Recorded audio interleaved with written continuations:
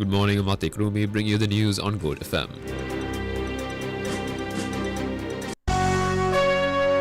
The news headlines on Gold FM. In your headlines, US-Iran negotiations to enter second day. Iran denies passage of US Navy destroyers through Hormuz. China promises continuous fuel supply to Sri Lanka. ADB calls for implementation of durable structural revenue measures. Police seal Lanka Coal Company head office.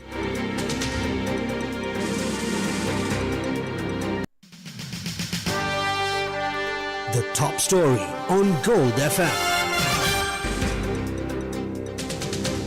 Iran-US talks mediated by Pakistan concluded after 14 hours. According to the government of Iran, talks mediated by Pakistan will continue for another round after a pause today at Pakistan's proposal and with the agreement of the negotiating teams of Iran and the US. Following the conclusion of talks, US Vice President J.D. Vance described the sessions as substantive but noted that no final deal exists. Speaking to reporters in Islamabad, he suggested the lack of an accord impacts Iran more significantly than the United States.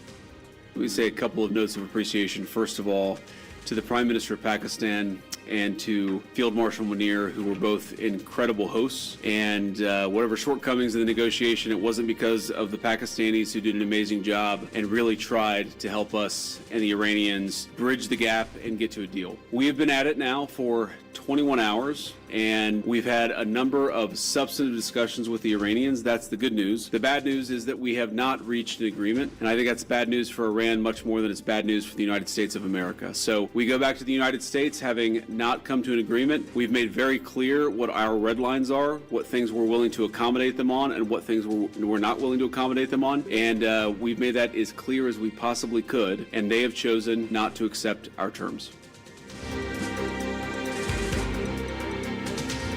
In an X message, meanwhile, Iranian Foreign Ministry spokesperson Ismail Baghei called on Washington to refrain from excessive demands and unlawful requests during ongoing diplomatic discussions. He emphasized that the United States must accept Iran's legitimate rights and interests to move forward.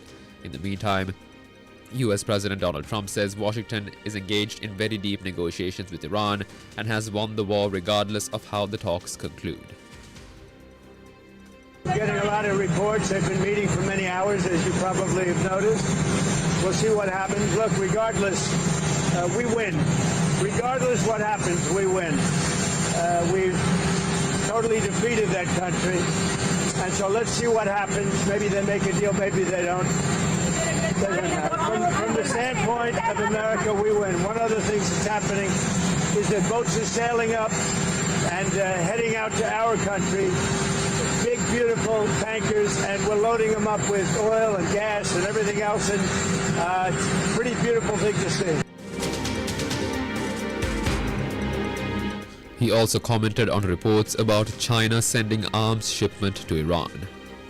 China is preparing to ship weapons to Iran. Well, if China does that, China's going to have big problems, okay?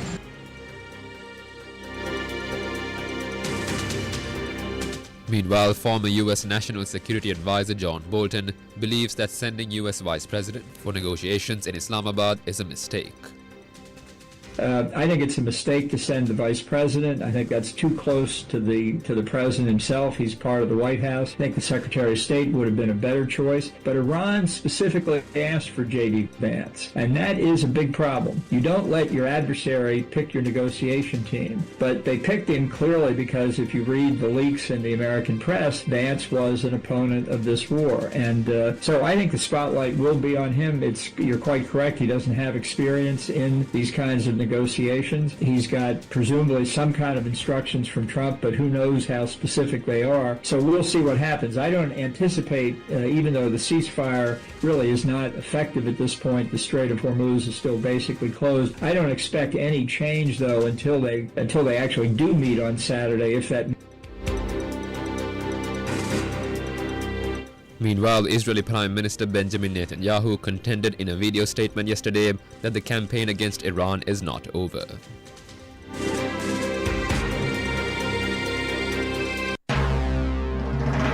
This is the local news on Gold FM. Police media spokesperson ASP FU Woodleb confirmed the sealing of the Lanka Coal Company head office. Special police protection involving Kohwala police and CID officers remained at the premises following a formal complaint by Presidential Secretary Dr. Nandika Sanat Kumar Nayaka. The complaint calls for a thorough investigation into coal imports dating back to 2009. This development follows the recent defeat of a no-confidence motion against Energy Minister Kumar Jaikodi. Leader of the House, Minister Bimal Ratnayake, announced plans for a special presidential commission of inquiry led by a Supreme Court judge to investigate all coal procurement since 2009. China will ensure a continuous fuel supply to Sri Lanka through Sinopec. We also believe that the Sri Lankan government will take care of China's concerns. These remarks were expressed by Chinese ambassador to the island, He Zhenhong. He said this while addressing media during a visit to Kandy to invoke blessing from the chief prelates of the Malvatta and Askariya chapters. He first commented on China's relationship with Sri Lanka.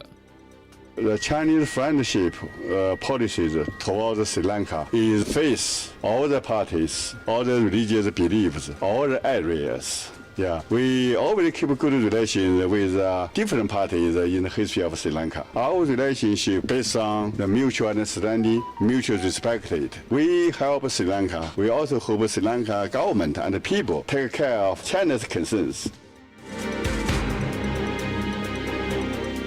The Chinese envoy also explained their support to Sri Lanka in the wake of the war in the Middle East. We help Sri Lanka government from a macro perspective. We work hard to how to persuade some related parties to ceasefire. This is a route to stop the oil supply crisis. The second is that the China Sinopec companies will do their best. They have the ability to ensure uninterrupted the supply for his market shares. The third is Chinese government will provide necessary fuel support to Sri Lanka. Government must ensure that durable structural revenue measures are in place to continue the gains achieved last year. This is the view of the Asian Development Bank during their launch of the Asian Development Outlook April 2026 in Colombo. Speaking to media, Lakshmi Fernando, Principal Economics Officer of the regional lender, highlighted a number of issues related to the Sri Lankan economy. One such was tourist arrivals.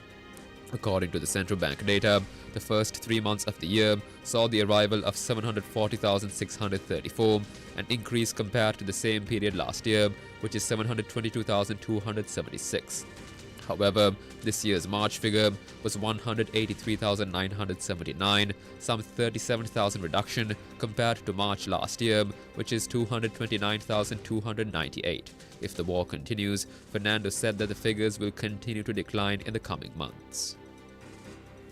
If you look at the March numbers, March 26 compared to 2025, arrivals fell 20%. It reached about 184,000, again not meeting the government's targets. But what you see is even though the Middle East tourists don't account for a large percentage, it is those who use the Gulf airspaces as their last point of departure to come to Sri Lanka that are really affecting. So given that airspaces in Dubai, Doha, Abu Dhabi and Sharjah were closed for quite some time, this impact is an early sign, and we do expect this to deteriorate further in the next couple of months. Of course, the good thing is we are going into the off-season period, so that may help a little. But from about May, June onwards, you see the early bookings for the winter season coming up. And a couple of factors, right? You've got high airline prices now, you've got global uncertainty, you've got escalation of prices, which will all factor into tourist arrivals for this year. So this is an area that we are keeping an eye out on as well. So overall, I think over the winter season, we may see some declines coming in unless the situation is not as prolonged as we anticipate.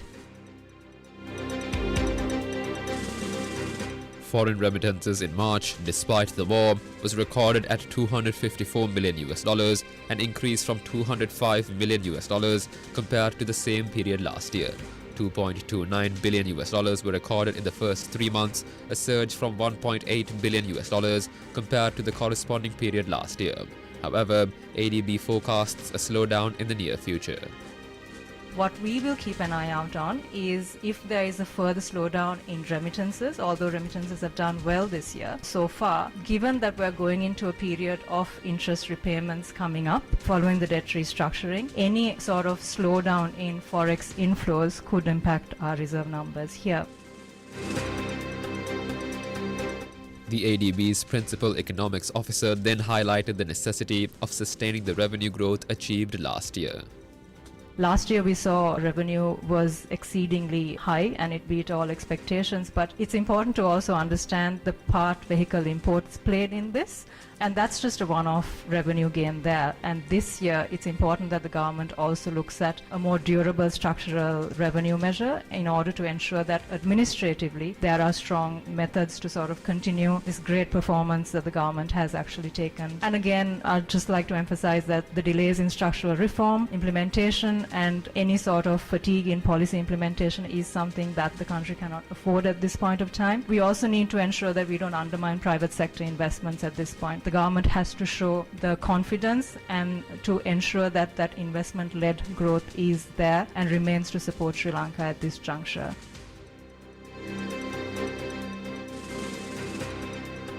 Special bus and train services remain operational today for passengers travelling to rural areas for the Sinhala and Tamil New Year. Large crowds gathered yesterday at the Bastian Mawatha private bus stand, the Central Bus Stand, Markumbura Multimodal Transport Centre and Colombo Fort Railway Station. Despite complaints from some passengers regarding a shortage of vehicles at the Central Bus Stand, the National Transport Commission confirmed that sufficient buses are deployed today.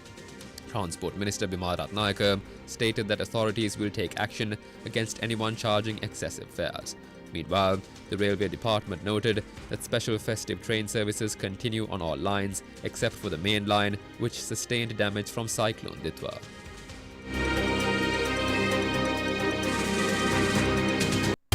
Now for some news in brief.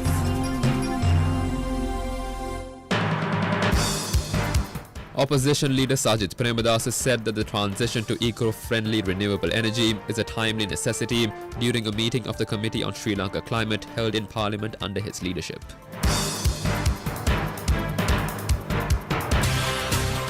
The business news on Gold FM.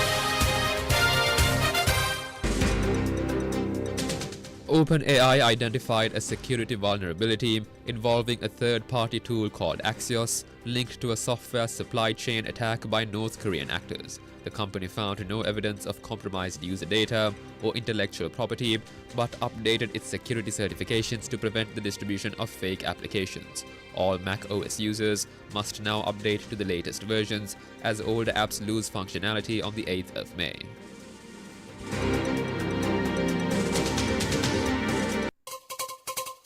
International news on Gold FM.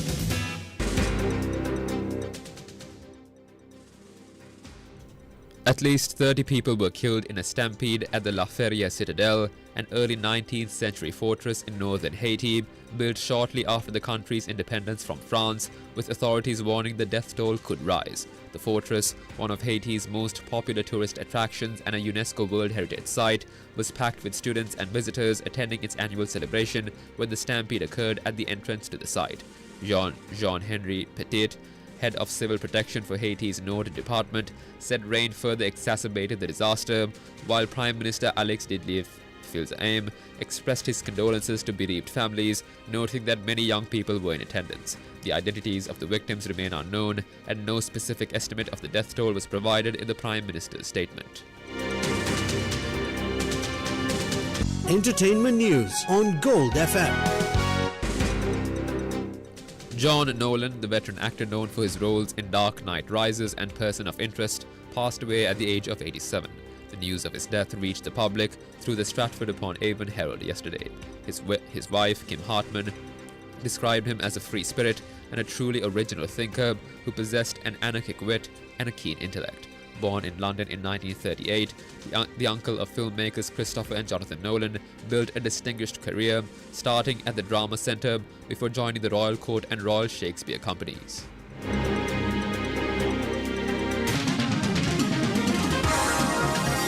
Sports news on Gold FM. League leaders Al Nassr secured their longest ever Saudi Pro League winning streak yesterday with a 2-0 victory at Al Akhdud. Goals from Cristiano Ronaldo and Joao Felix pushed the side to a 14th consecutive win, surpassing a record set during the 2013-14 season. Al Nassr sits atop the standings with 73 points from 28 games, holding a 5-point lead over second place Al Hilal with 6 matches remaining.